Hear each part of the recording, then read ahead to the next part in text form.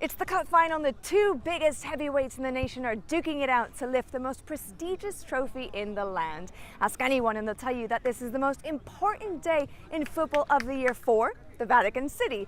Inside the city walls, it's all anyone can talk about, but outside, no one has ever heard of it. What's the first thing that pops into your head when you think of the Vatican City? Think of the Pope. The Da Vinci Code. Sistine Chapel, Michelangelo. Happiness. When people think of the Vatican, let's be honest, they're not thinking about football. But watching the Sergio Valci Cup final, you may reconsider. It's a competition that started back in 1945 and is played by all the different departments within Vatican City. From the post office to the police, even the famous Swiss Guards have a team. So while Catholicism is the religion behind the walls, football is another faith thriving at the core of the smallest sovereign state on the planet.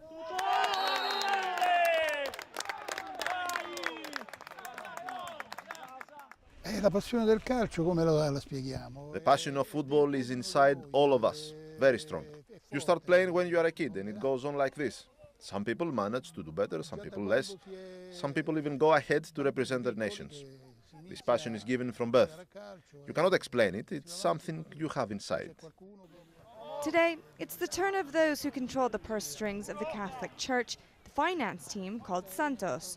They go up against the team to beat in these parts, the Vatican Museum, a department of the church dating back nearly 2 millennia. For the moment, they've put aside their roles at the pointy end of the Christian world to vie for cup glory.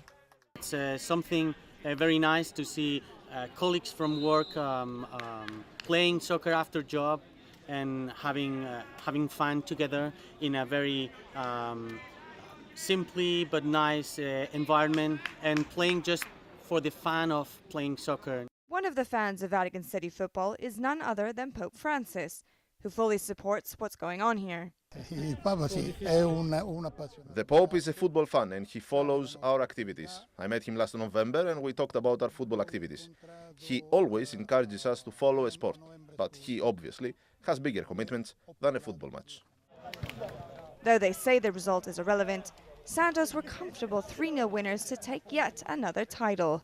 The most important thing for us is the friendship. We see each other very often. Sometimes we go for dinner after the games with this group of friends. So for us, friendship is above all. And then we add football to the mix and enjoy it.